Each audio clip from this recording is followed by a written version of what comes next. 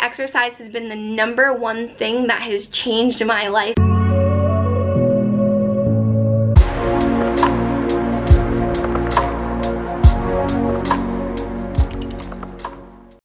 Hey everyone, welcome to my channel, or welcome back to my channel. My name is Destiny, and today I'm going to give you 5 tips to start exercising. Even if you haven't exercised in a really long time, or even if you're overweight, like, I got you. So tip #1 is start slow. Don't set these unrealistic expectations for yourself that you're probably not going to be able to get right away. You can do anything you set your mind to, and it just takes practice. It takes a lot of practice, and that's literally what exercise is. Exercising is an unlimited form of practice that helps you get better and gain endurance, so you can move farther, move longer, move faster, move stronger. So to do this, you want to set long-term goals for yourself. If you're setting these short goals for yourself, they're okay, but don't be discouraged if you don't necessarily meet them and the way you're expecting to meet them. You also want to create a whole plan to get there. My recommendation is maybe going to see a nutritionist or a personal trainer. A lot of times they will do a free evaluation for you and really get to know what your body is. You can do blood tests to know your specific diet plan, meals, stuff like that. But to really get to know someone and know the workouts that might work best for your body. Like, I have PCOS, and some things that may work for other people don't work for me and actually help make me gain weight and don't help with my insulin resistance. So you definitely want to create a plan on how you're going to get there, how long it's going to take you to get there, and what goals you want in the long term. Like right now, my long-term goal is I want to be able to run a marathon. I think right now I'm at a 10K maybe, but I know in long term I'm gonna get there, and if one day I only run a 5K or I only make it a mile, I'm okay with that. It's really being okay in the fact that you worked out today, and that's the best you could do. That's all you can ask for yourself, is that you got out of bed today, you did it, you worked hard, and that's all you can ask for. Tip #2. Tip #2 is making time for your workouts. I know this is incredibly hard. I was a college student working 2 jobs, going to school full-time. It was almost impossible for me. I spent a lot of time making excuses of why I couldn't work out, when in reality, now I wake up an extra hour and a half early. I go to work at 7 o'clock in the morning every single day, and I make sure my butt is up at 4:30 every single morning to make sure that I'm at the gym, I'm working out, I've gone for a run, and sometimes that workout doesn't even happen till maybe 8 o'clock at night. Especially when I'm in training mode, I have to get up at 4:30 in the morning to go work out for an hour. This is strength workouts, aerobics, stuff like that. And then sometimes at night I need to do another 45-minute to an hour workout or running or something like that, just to make sure that I am getting all that I need with these workouts. Exercise is a form of self-care. Just like you would go to a therapist, just like you would go get your hair done, just like you would go to get your nails done, it is a form of self-care. You need to take care of yourself. You need to take care of your body. It is so important. And if you just made that mindset that just like I'm going to get my nails done every 2 weeks, I need to make sure I'm working out every single day, because that is self-care. That is a type of care that is going to help anxiety. It's going to help depression. It's going to get you out of that funk. It's going to make you feel good about yourself. Whether or not you're seeing changes in your body, when you are working hard, it feels good. All right, tip #3. Tip #3 is I want you to be realistic. Don't expect to drop 10 pounds overnight. You want to remember that working out is a lifestyle. It is a change you are making to your lifestyle. Just like if you were moving across the country, that's a lifestyle change. You're changing your whole life around.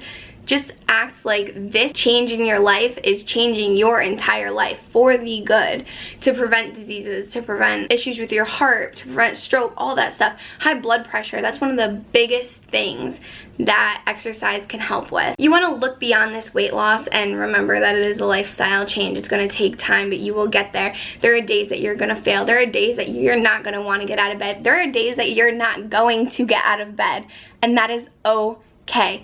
You just need to acknowledge your mistake. You need to acknowledge your mental health. Is your mental health in a place where you can get out of bed that day? If not, don't do it that day. But if it can, and you really need to be honest and true with yourself, get out of that bed, even if it's a 20-minute walk. Take your dog down the street. Take your dog to go get the mail and come back. You got out of bed and I am proud of you. Tip number 4. Tip number 4, and I cannot stress this enough, is do not cut calories. You cannot go from eating 2,000 calories a day to eating 1,000 calories a day. You have to remember and think of food as fuel. Food is fuel for your body. That is what makes your body live. That is what keeps you in a homeostatic state. Healthy, happy. That's what you need. You need food to be able to live, to be able to grow, to be able to be healthy and strong and all those things.